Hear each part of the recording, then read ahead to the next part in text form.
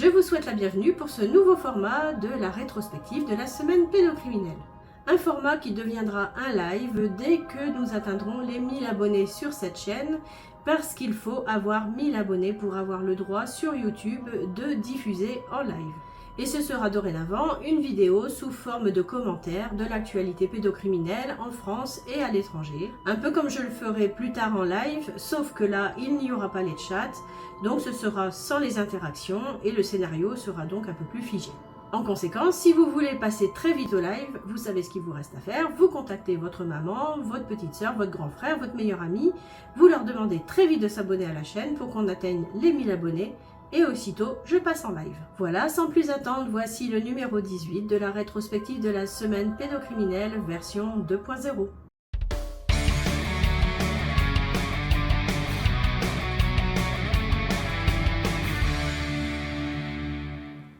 Pour cette partie, tous les articles sont issus du canal Telegram Pédocriminalité à travers le monde, que je vous encourage à suivre et à soutenir si ce n'est pas encore fait.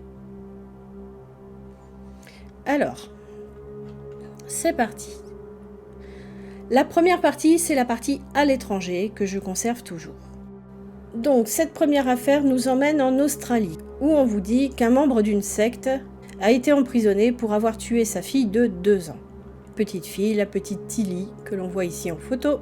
Donc un membre de la secte qui a battu sa fille à mort, sa fille de 2 ans, pour ne pas avoir accompli correctement les tâches ménagères. Cette maman a été condamnée à 9 ans de prison. La secte, c'est la ferme du ministère de Dieu. Donc la petite Tilly avait été déclarée disparue en 1987. Le père l'avait cherchée pendant des dizaines d'années. Et en fait, elle avait été tuée par sa mère avec un tuyau en plastique. Les restes avaient été brûlés par le chef de la secte, disséminés dans la commune de la région. Et en fait, c'est en 2022, après une dénonciation à la police, que la mère a été accusée du meurtre. Elle était alors âgée de 62 ans. Elle a ensuite plaidé coupable, ce qui lui a permis d'être accusée à moindre degré. Il est apparu lors du procès que les enfants de la commune, en fait de la secte, étaient tenus d'effectuer des tâches ménagères, quel que soit leur âge, et que s'ils ne le faisaient pas, ils étaient sanctionnés physiquement. Et que donc la petite s'est fait sanctionner alors qu'elle était en train de balayer. Et la mère n'était pas contente des résultats du balayage, elle avait donc 2 ans. Bon, la mère a quand même été expulsée de la secte suite à cette affaire. Malgré sa condamnation à 9 ans de prison, étant donné qu'elle a déjà fait 6 ans de prison, cette dame va être éligible à la libération conditionnelle en novembre 2027.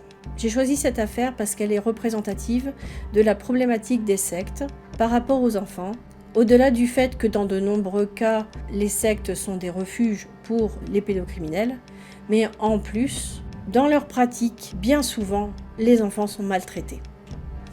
On passe à la deuxième affaire. Voilà, première affaire, deuxième affaire. Nous allons en Suisse. Où un prêtre de 55 ans, dont Ronaldo L, est accusé de pédophilie. C'est un prêtre suisse qui, malgré le fait qu'il soit accusé de pédophilie, a participé ces derniers mois, notamment à un camp de jeunes. Donc ça pose un petit peu de questions. Donc on vous dit dans cet article qu'un cas d'abus sexuel présumé commis par un prêtre secoue le Tessin, qui est donc un canton en Suisse.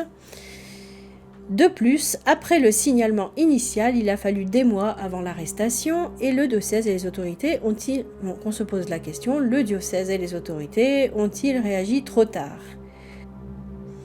Surtout, pourquoi le diocèse a-t-il autorisé ce prêtre à continuer à être au contact des enfants malgré qu'il y ait des accusations ? Bon, je dis ça, je dis rien. Donc en fait, on nous explique dans cet article que malgré son côté jovial, ce prêtre de 55 ans avait apparemment un côté sombre, c'est souvent le cas, et que les accusations sont violentes, ce qui est le cas de tout acte pédocriminel de toute façon. Acte sexuel avec des enfants, contraintes sexuelles, actes sexuels avec des personnes incapables de discernement ou de résistance, ainsi que pornographie. C'est le diocèse de Lugano lui-même qui a rendu public l'arrestation et les accusations dans un communiqué de presse. Bon, jusque-là, tout va bien. On nous dit que le diocèse a suspendu le prêtre de ses fonctions à titre préventif. Ok. Et qu'il en avait beaucoup. Il n'était pas seulement enseignant et aumônier au collège Papio catholique d'Ascona, mais aussi au lycée cantonal de Lugano-Savosa, ainsi qu'à l'aumônerie pastorale de jeunes. Donc on se dit, bon c'est bien, ils ont fait bien les choses. Le canton l'a entre-temps déchargé de ses tâches. Il était membre de la commission cantonale de migration et responsable de l'enseignement religieux. Bon, on se dit parfait.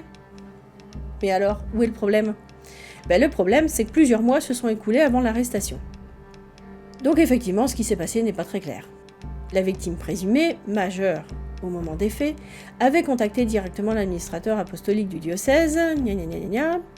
En avril, cette personne aurait décidé, après un examen minutieux et un accompagnement par la commission d'experts sur les abus sexuels dans l'Église, de déposer une plainte pénale au ministère public. A priori, même si les choses ne sont pas très claires, le diocèse explique que la victime présumée, qui était majeure au moment des faits, finalement, après avoir contacté le diocèse, en février, est allée en avril porter plainte au niveau de la justice, au niveau du ministère public. Et que malgré cela, l'arrestation par la police et la détention préventive n'ont eu lieu qu'en août. Soit, effectivement, par rapport en février, mars, avril, mai, juin, juillet, août, ça fait 6 mois après la première plainte, on va dire. Mais là où il y a un problème, c'est que, alors qu'ils disent qu'il a été suspendu de ses fonctions, etc., apparemment, le prêtre en question a poursuivi jusqu'au bout son travail pastoral auprès des jeunes. Un jour seulement avant son arrestation, il revenait d'un pèlerinage à vélo avec des jeunes de Bosnie et avait auparavant participé à un camp de vacances dans le Val Blegno. Là, il y a une grosse contradiction.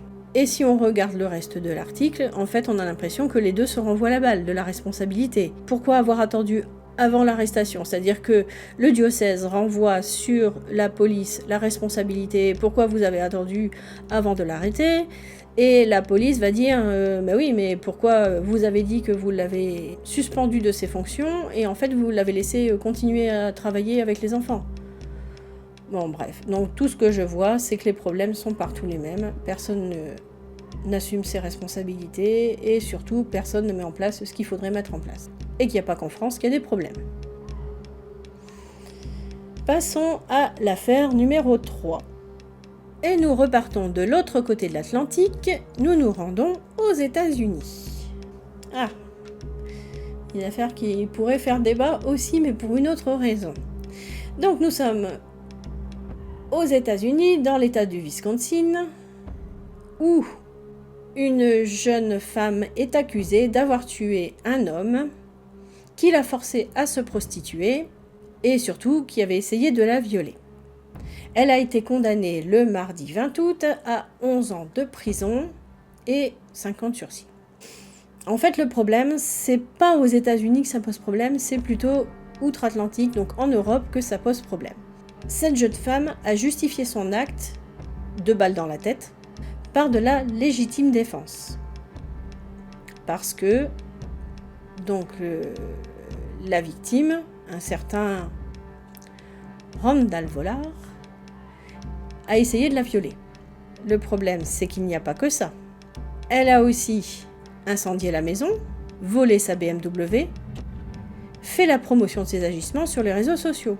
C'est là que la légitime défense passe un petit peu difficilement. Ce qui lui a été reproché par le juge, c'est d'avoir fait justice elle-même. Mais là où il y a eu un retentissement international, au-delà du fait du problème de trafic sexuel des jeunes filles, un peu comme on rencontre beaucoup malheureusement, c'est que la jeune fille est noire et que le proxénète est blanc. Et qu'au-delà de ça, ce proxénète, Randall Vollard, faisait déjà l'objet d'une enquête pour trafic sexuel, déjà depuis de longs mois, que la police avait en sa possession de nombreux éléments à charge. Alors peut-être qu'aux États-Unis, cette affaire est passée plus inaperçue, mais en Europe, ça passe beaucoup moins inaperçu. Ça fait un petit peu plus polémique. Quatrième affaire, nous revenons en Europe et pas très loin de la France, nous allons en Belgique. Alors nous allons en Belgique et plus particulièrement près de Liège, où un charmant monsieur a frappé sa compagne handicapée après qu'il ait été condamné pour avoir tenté d'entretenir des relations avec une jeune fille de 14 ans. Donc on vous parle de Christophe, un homme de 45 ans qui a écopé d'une peine de 4 mois de prison avec sursis probatoire devant le tribunal correctionnel de Liège pour avoir porté des coups à sa compagne avec la circonstance aggravante que cette dernière est une personne vulnérable puisque atteinte d'un handicap moteur.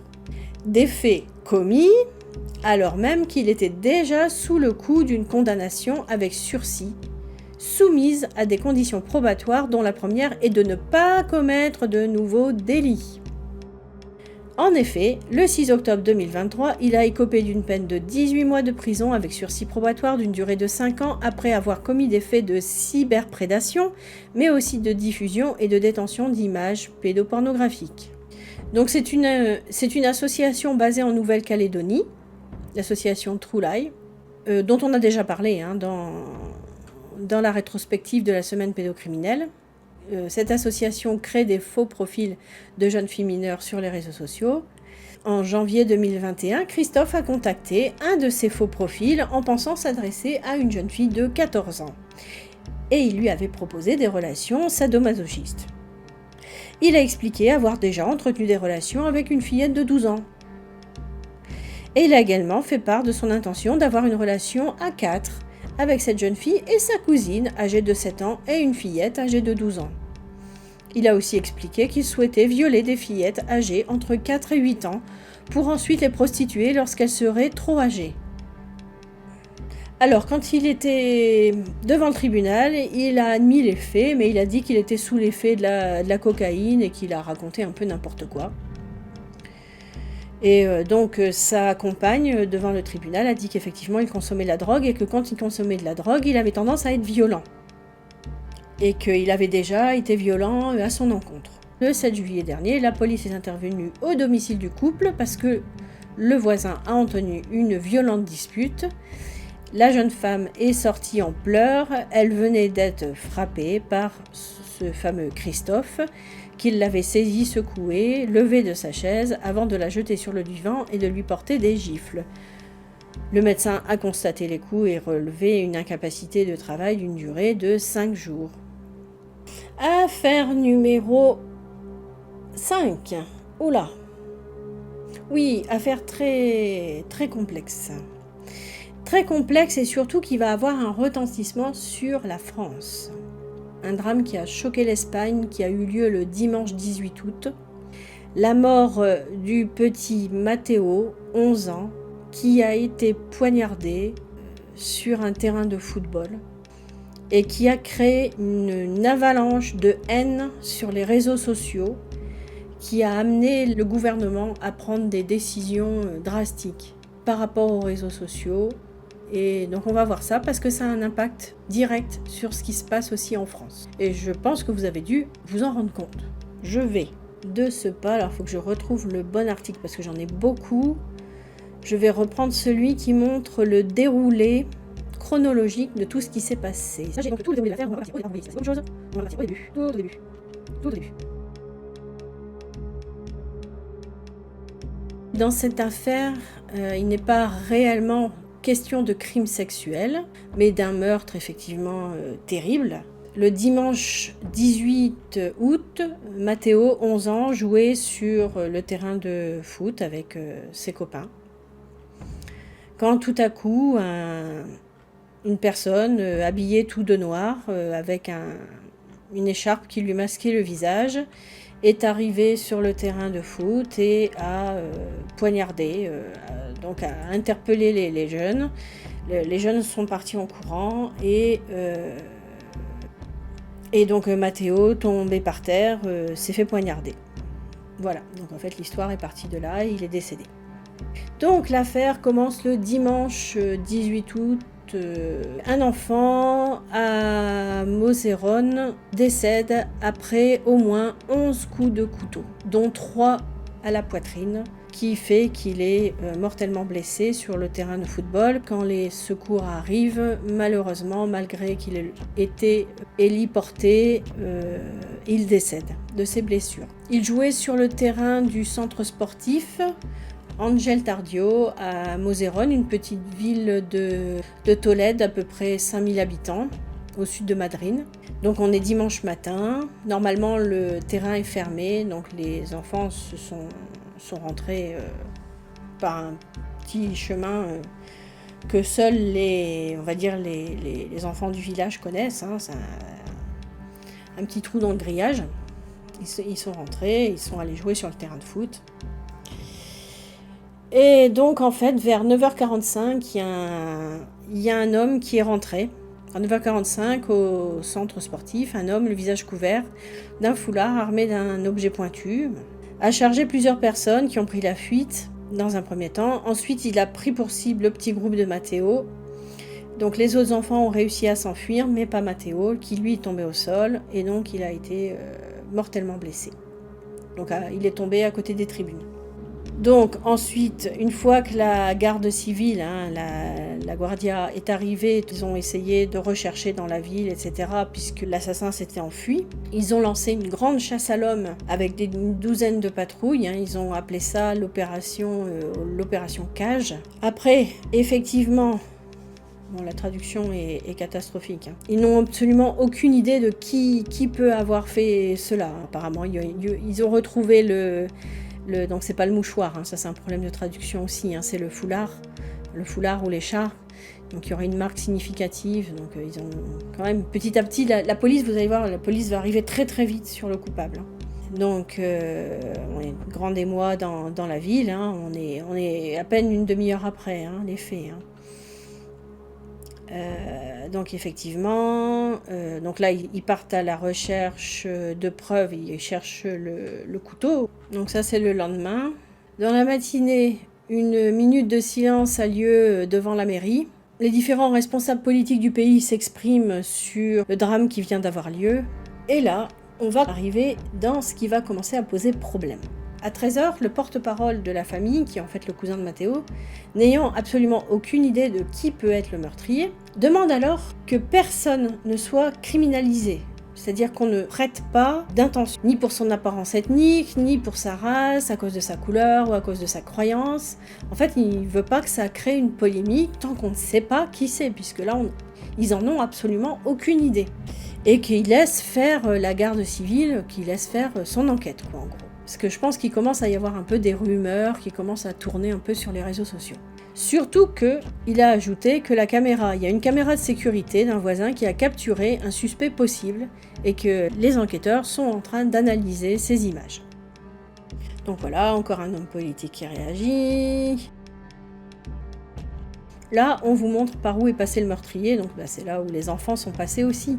Et c'est là qu'on se dit que sûrement c'est quelqu'un du village, puisqu'il est passé par le même endroit que les jeunes, donc c'est sûrement quelqu'un du village. On vous dit que là, ici, on vous dit qu'à 13h25, la garde civile a déjà une description du suspect. Grâce à la vidéo, ce serait un homme avec un t-shirt blanc, un short, des cheveux foncés. Mais bon, voilà, c'est encore un peu vague. Il avait le visage couvert. Bon, on avance un peu. Donc voilà, à nouveau, le deuxième trou, parce qu'en fait, il y avait 2 grillages. Donc, vous imaginez, dans l'enceinte d'un centre sportif, il y avait un trou. Donc c'est pas par hasard qu'il est tombé sur ce trou. C'était obligatoirement quelqu'un qui connaissait. Bon, là, on vous montre l'endroit où est entré le meurtrier. Et comme il commence à y avoir des choses qui tournent sur les réseaux sociaux, comme quoi ce serait peut-être un attentat islamique, voilà, la garde civile exclut toute relation entre l'assassin et le mouvement islamiste. Tout de suite, c'est exclu. Mais c'est trop tard. ça y est, les rumeurs commencent à se répandre, et vous savez que les rumeurs peuvent se répandre très très vite. Un appel à la population, c'est pour avoir des indices. Pendant un moment, on a parlé que peut-être le meurtrier serait parti avec une Ford Mondeo grise, mais c'était pas vraiment sûr.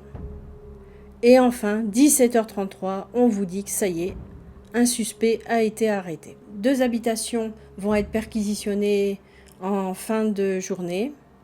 Donc il est à peu près 18h30 quand il y a les perquisitions.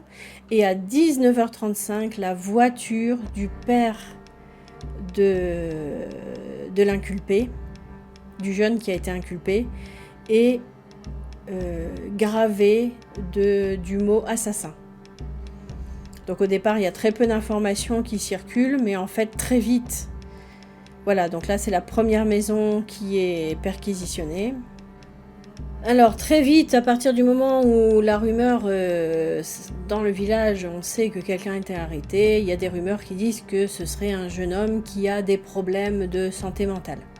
La garde civile est toujours à la recherche de l'arme du crime, qui n'a toujours pas été retrouvée.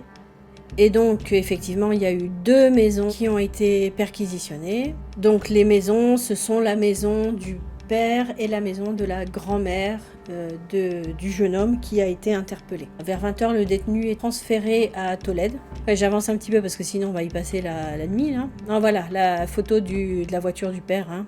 Donc, le jeune homme a été entendu directement dans la maison où il a été arrêté, dans la maison du père. Image du côté de la maison du meurtrier. Donc ça c'est la maison où... non, c'est pas la maison du meurtrier d'ailleurs, c'est la maison du père du meurtrier. Hein, présumé. Du meurtrier présumé, ils ont oublié là à côté d'ailleurs. Même si on sait très bien que c'est lui, mais c'est le meurtrier présumé, il n'est pas encore passé en jugement. Je vous rappelle que tant qu'on n'est pas passé en jugement, on est toujours présumé innocent. Donc c'est un suspect. Donc voilà, la maison où l'arrestation a eu lieu, c'est la maison du père du jeune homme. Et donc comme je vous disais, vers 20h, il est transféré à Tolède pour être entendu, puisque pour l'instant, il n'a été entendu que au moment de son arrestation, qui va faire un peu polémique un peu plus tard. Ce jeune homme, il a 20 ans. Il vit normalement chez sa mère à Madrid, mais il était venu passer quelques jours, il vient régulièrement passer quelques jours chez son père avec son frère, et il vient voir sa grand-mère qui habite aussi donc à Moseron. Donc en fait, il a très peu de relations avec les habitants, mais ils ont bien perçu que c'est quelqu'un qui a des problèmes au niveau psychologique. Et en effet, on va voir un peu plus tard que c'est un jeune qui est reconnu comme handicapé au niveau mental. Pendant ce temps-là, la garde civile continue à chercher, notamment dans le canal, juste à côté du centre sportif, il continue à chercher l'arme du crime. Le père confirme bien que le jeune homme a un handicap entre 60 et 70%, un handicap psychique, reconnu, donc... Contrairement à tout ce qui se dit sur les réseaux sociaux, ce n'est ni un djihadiste, ni un membre de gang latinos, c'est juste un jeune espagnol qui a des troubles psychiques, qui est donc passé à l'acte sur un autre jeune espagnol. Et que c'est surtout un habitant, quelque part un habitant du village, qui a toujours été l'hypothèse des enquêteurs, en fait, quelque part. Et ça n'empêche pas que les rumeurs xénophobes et insupportables qui vont continuer à se répandre, s'amplifier, alors que la preuve est faite que ce n'est pas un problème ni de terrorisme, ça n'a rien à voir avec l'immigration. Et là, ça va continuer en fait. Donc, pendant ce temps-là, sur les réseaux sociaux, ça continue à exploser. Le mardi, vers 11h30, il va y avoir une conférence de presse. La garde civile va être remerciée. On va avoir peu de détails sur le suspect puisque en fait l'affaire est en cours, mais par contre il va être annoncé que les canulars et les appels à la haine vont être sanctionnés par le gouvernement, même si on ne sait pas encore quelle va être la nature et la confirmation des mesures de sanctions qui vont être prises. Mais on sait qu'il va y avoir des sanctions. Donc j'avance, hein. J'avance. Bon, toujours les recherches, hein, on continue à chercher. l'arme du crime qui n'a toujours pas été trouvée, donc la garde civile continue à chercher. Donc j'en suis où Félix Bolanos, donc le ministre de la Présidence des Relations avec les Cortes et de la Mémoire démocratique appelle à lutter contre les canulars et le harcèlement sur les réseaux sociaux, parce que, comme je vous disais, les messages de haine se poursuivent. Et cette fois-ci, on accuse directement la population migrante de Moseron, qui est directement visée à travers les messages, particulièrement par l'extrême droite et sur X, alors qu'on a arrêté le jeune. C'est-à-dire qu'il a été arrêté, il a avoué, mais les messages continuent à viser la population migrante, et avec des appels au meurtre, des appels à... c'est vraiment catastrophique. Et effectivement, donc là, il commence à y avoir des messages comme quoi, le délégué du gouvernement a lancé un appel à ceux qui ont déchaîné toute leur haine sur les réseaux sociaux et qui, depuis l'anonymat, tentent de rejeter la faute sur des personnes qui, en raison de leur religion ou de leur race, n'y sont pour rien. Donc là, en fait, il y a toute une branche parallèle à l'affaire qui va s'ouvrir maintenant, c'est-à-dire qu'il y a l'histoire du meurtre et il y a maintenant tout ce qui se passe sur les réseaux sociaux. Donc pour le meurtre de Matteo, les choses vont se régulariser, puisque le meurtrier va expliquer qu'effectivement, après avoir quitté les lieux, il a jeté le couteau, ils vont retrouver le couteau, et c'est tout. Maintenant, l'affaire est entre les mains de la justice, ça va se régler. Maintenant, comment ça va se régler avec les réseaux sociaux ? Là, ça va vraiment devenir de pire en pire. Donc en fait, après, il y a tous les partis politiques qui commencent à porter plainte pour prolifération de messages haineux. Et donc en fait, à 15h50, le parquet étudie la portée juridique pénale de certains de ces messages sur les réseaux sociaux, dans lesquels les étrangers sont largement criminalisés. En fait, il y a des faux messages qui sont en particulier dirigés contre les mineurs, ce qu'on appelle chez nous les mineurs isolés. Et le but, c'est de créer un sentiment de haine, d'hostilité et de discrimination à leur encontre. Et c'est le lendemain, mercredi 21 août, que le couteau va être retrouvé et que l'enterrement de Matteo va avoir lieu. Donc ça, c'est les premiers couteaux qui ont été trouvés. Il y a des premiers couteaux qui ont été trouvés qui en fait n'étaient pas les... Ils ont trouvé deux couteaux sur cette zone-là, mais c'était pas les couteaux qui ont servi à poignarder Matteo. En fait, le couteau a été trouvé dans un champ. Et ensuite, c'est l'enterrement. Voilà, l'enterrement de Matteo, qui s'est passé dans la plus stricte intimité. Voilà, l'adieu à Matteo. Donc, moralité, voilà. Donc, qu'est-ce qui s'est passé surtout à la fin ? Et c'est ça qui va faire un lien avec la France. Et après, on va revenir à ce qui s'est passé en France au niveau pédocriminalité. Le procureur de la Chambre de coordination contre les crimes de haine et de discrimination estime qu'il est nécessaire d'interdire l'accès aux réseaux sociaux à ceux qui commettent des crimes haineux dans les cas les plus graves et que les utilisateurs soient dûment identifiés. Il a préconisé l'introduction de l'amélioration technique afin que le ministère public et les tribunaux puissent être intéressés par l'interdiction d'accéder aux environnements numériques lorsqu'on lui demande s'il considère qu'une réforme du code pénal est appropriée pour réglementer cette question. Le procureur de la Chambre considère qu'il s'agirait d'une sanction proportionnée et nécessaire pour fermer l'entrée de personnes ayant utilisé Internet ou les réseaux sociaux pour commettre un délit dans les cas les plus graves et compte tenu des circonstances du cas d'espèce. À suivre l'évolution de cette situation en Espagne. Mais pourquoi, me direz-vous ? Parce que ce qui se passe en Espagne a forcément un lien avec ce qui se passe en France. N'avez-vous pas remarqué depuis quelques jours, voire depuis quelques semaines maintenant, que si vous publiez sur les réseaux sociaux des blagues qui parlent des policiers ou des minorités, systématiquement elles sont supprimées et votre compte est bloqué.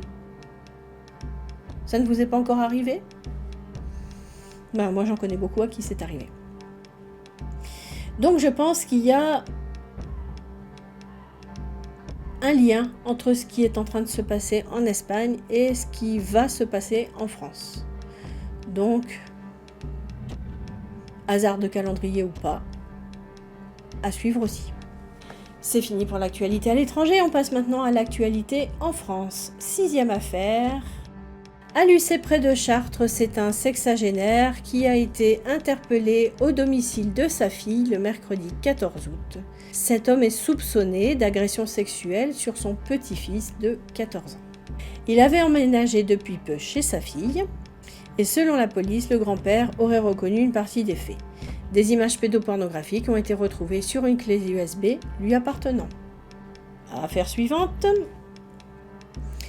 Alors, 7e affaire, bon, je ne vais pas tout dérouler parce qu'il y a plusieurs articles. Donc là, justement, on est sur le canal Telegram de pédocriminalité à travers le monde. Mercredi 14 août, un homme de 50 ans a été condamné en comparution immédiate par le tribunal judiciaire de Bordeaux à 3 ans de suivi socio-judiciaire assorti d'une obligation de soins après qu'une interdiction définitive d'exercer une activité bénévole ou professionnelle auprès d'enfants pour exhibition sexuelle et tentative de corruption de mineurs.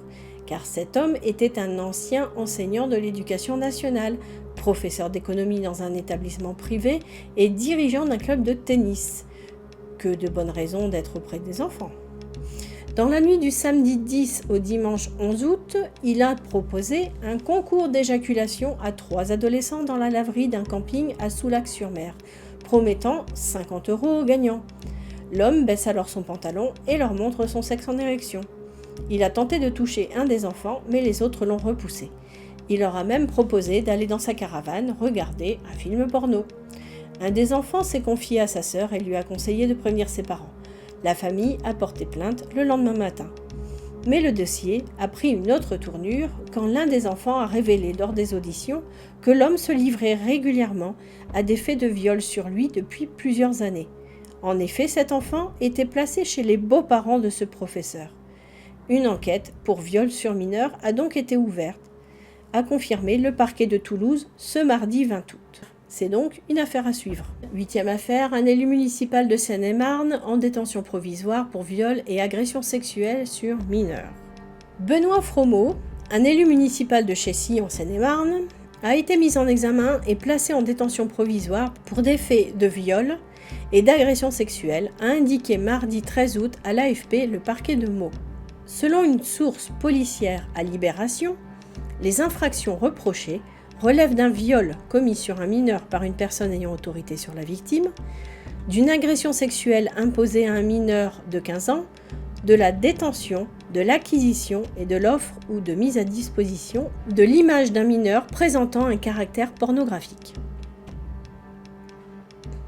L'homme de 47 ans, engagé au sein de l'association Aide aux jeunes diabétiques, l'AJD, avait été placé en garde à vue le 9 août après l'interpellation dans le Lot-et-Garonne d'un second individu, également salarié de la JD en tant qu'animateur pour des faits d'atteinte sexuelle, un certain Antoine P. L'affaire remonte au 27 juillet à Sainte-Bazeille lorsqu'un intervenant adulte a remarqué la présence d'une caméra espion dans les sanitaires et les douches. Les gendarmes sont prévenus. Dans la foulée, ils placent Antoine P, 26 ans, en garde à vue pour voyeurisme, captation d'images d'une personne sans son consentement. Et une fois les supports numériques analysés, détention d'images à caractère pédopornographique. Lors de l'exploitation des données de son téléphone, les militaires auraient trouvé plusieurs images à caractère pédopornographique. Et l'un des clichés, où l'on voit un homme effectuer une fellation à un enfant qui semble âgé d'une douzaine d'années, selon une source policière, intrigue particulièrement les enquêteurs.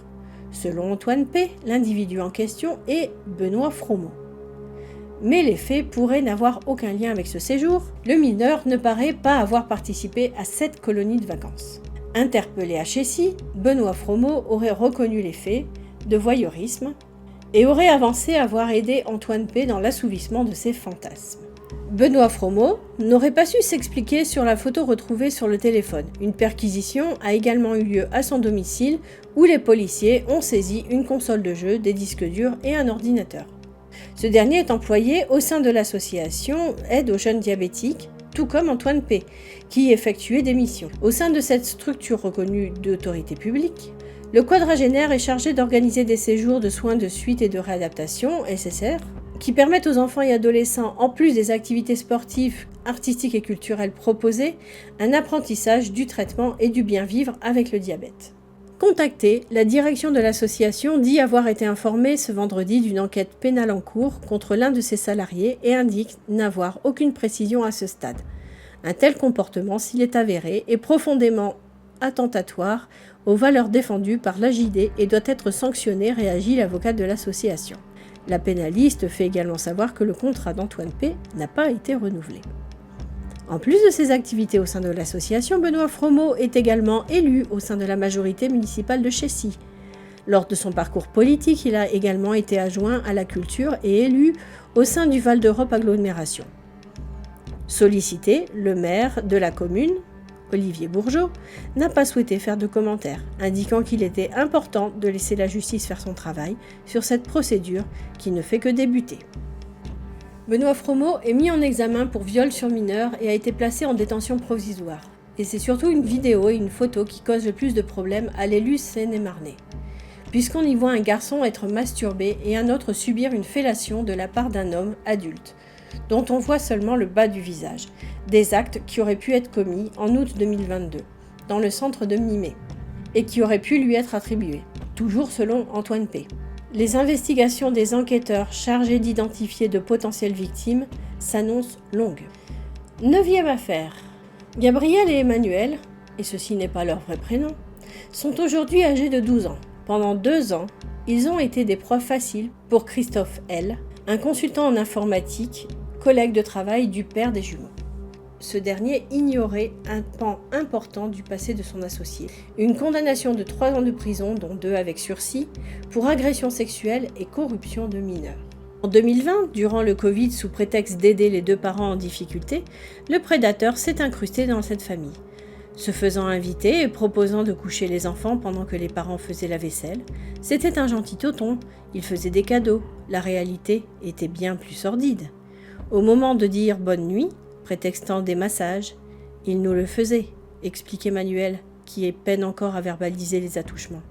Les agressions se multiplient lors des vacances, dans la piscine, même le jour de mon anniversaire où il a attendu que je sois en maillot de bain, chuchote Emmanuel.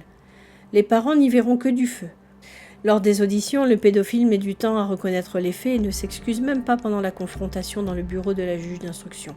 Pardon pour le peu de mal que je vous ai fait. L'enquête va montrer que l'auteur des faits, également moniteur de ski nautique au club de Toulouse, s'en est pris à d'autres enfants. Attouchement, enfin agression sexuelle, et conversations scabreuses avec un des jeunes licenciés, une adolescente handicapée qui affirme avoir été violée par Christophe L. entre 6 et 11 ans quand ce dernier lui donnait des cours de wakeboard. Le pédophile sera aussi surpris dans le lit d'un enfant qui venait de perdre son père, sans que cela n'émeuve personne. Croyez vos enfants lorsqu'ils parlent, supplient aujourd'hui les parents de Gabriel et Emmanuel. La famille soupçonne l'auteur d'avoir agressé des enfants à Malte. Son mode opératoire est bien rodé. Christophe L. a connaissance des fragilités des familles auxquelles il s'attaque. Il tente de maintenir le contact avec ses victimes via des messageries en ligne, Snapchat ou WhatsApp, et utilise un vocabulaire jeune pour tenter de gommer la différence d'âge. Le quinquagénaire a été condamné à 8 ans de prison en décembre dernier, au terme d'un procès éprouvant pour les parties civiles. Après sa première condamnation, personne n'a vérifié s'il effectuait ou non son suivi psychologique. Et c'est aussi difficile à entendre que cet homme était éducateur dans un club sportif alors qu'il avait déjà un casier judiciaire. Aujourd'hui, Gabriel et Emmanuel sont suivis psychologiquement. J'en ai terminé pour ce petit tour de France et maintenant la 3e partie, retour sur les affaires passées. J'ai eu l'occasion d'interviewer Aimé Bill début août pour qu'il puisse me parler de la sortie de son livre « Du trou, l'affaire assassinée », mais aussi pour que je puisse lui poser des questions que j'avais en tête depuis tellement longtemps. Vous aurez bientôt sur la chaîne l'intégralité de l'interview, soit 3 heures d'interview, mais en 3 fois 1 heure, parce que j'ai un peu pitié de vous quand même. Et en bonus, il y aura un peu plus tard une vidéo sur l'affaire du trou, mais plus particulièrement sur les questions qui n'ont pas été traitées dans cette affaire. C'est-à-dire les questions restées sans réponse après l'arrêt des enquêtes. Et voici en exclusivité quelques extraits de l'interview d'Aimé Bill. Vous avez bien été complètement blanchi. Complètement. On a bien prouvé qu'il n'y avait rien de vrai dans toutes Rien les du tout, accusations. Il y a même eu des preuves qu'il y a eu des faux contre vous, Oui, des faux. etc. Et d'autres ont fait des erreurs. Oui. Mais par contre, ceux-là, ils n'ont rien eu. Jamais, jamais. Ben non, fin octobre 1994, un vendredi, j'ai libéré une dame qui était violée, séquestrée. Je l'ai libérée à 13h, j'étais la libérée seule. J'ai fait directement arrêter l'auteur, qui une demi-heure après était dans mon bureau. J'ai fait tout ce qu'il y avait à faire au niveau procès-verbaux, audition et confrontation. J'ai téléphoné au juge et donc enfin au procureur et donc le type a été mis à disposition le lendemain. Il a pris 3 ans de prison. Ce jour-là, je devais finir à 16h et j'ai fini à 19h45. Et là, Mark Verwilligen, le président de la commission, me dit: est-ce que vous avez déjà eu des problèmes avec votre hiérarchie? Et donc c'est ça que je veux dire, je ne l'ai pas inventé aujourd'hui, c'est dans mon audition. Et j'ai expliqué, je raconte cette histoire-là que je suis occupé à vous raconter, parce que quelques jours après, j'ai été appelé chez le patron de la BSR, le lieutenant-colonel Jean-Marie Brabant, et qui m'a dit, ça ne pressait pas. Ça faisait 5 mois que ça durait, donc tu aurais pu attendre la semaine suivante. Alors je lui ai dit: est-ce que vous auriez parlé comme ça si c'était quelqu'un de votre famille? Il m'a répondu: c'est pas la même chose. Je lui ai dit: mais s'il lui arrive quelque chose, on va dire qu'on n'a pas fait notre travail. Là je me justifierai, je dirais que c'est une question de budget. Voilà, avec les gens avec qui vous deviez être, par qui vous deviez être dirigé. Et ces gens ont eu une promotion, parce qu'après on a supprimé la gendarmerie et M. Brabant est devenu chef de zone, donc dans une des grosses polices à Bruxelles, mais aussi le président de la commission permanente de la police. Et donc le 21 juillet, je le voyais même à la tribune royale. Moi, ça me choquait. Je dis: mais voilà, allez, c'est quoi ça pour... Moi, ce type me dégoûte, parce que il a fait tout pour nous massacrer. Il a essayé de nous retirer notre qualité de membre BSR, même naturellement. Et lui, en 99, on doit apprendre par la presse qu'il est éjecté de la BSR de Bruxelles. Donc le patron de la BSR, pour harcèlement sexuel. Et le dossier est tout de suite classé. Alors et c'est le patron de la BSR, donc c'est Jean-Marie Brabant, vous imaginez, et c'est lui qui nous met des bâtons dans les roues et qui fait tout pour nous écarter, quoi. Mais vos propres collègues qui commencent à prendre vos PV, les falsifier et les donner à des journalistes, j'ai du jamais vu quand même. Et tout ça avec la couverture de la magistrature belge. Naturellement, quand un juge d'instruction est proche, on en reparlera plus tard, de la Champignonnière, est proche d'un des suspects, il faut quand même se poser des questions, quoi. Parce que dans ce pays, en Belgique, la justice, elle est pourrie. Elle est pourrie. Et c'est fini pour ce numéro 18 de la rétrospective de la semaine pédocriminelle. Je vous donne rendez-vous pour le numéro 19 bientôt, et je compte sur vous pour développer le nombre d'abonnés. À bientôt.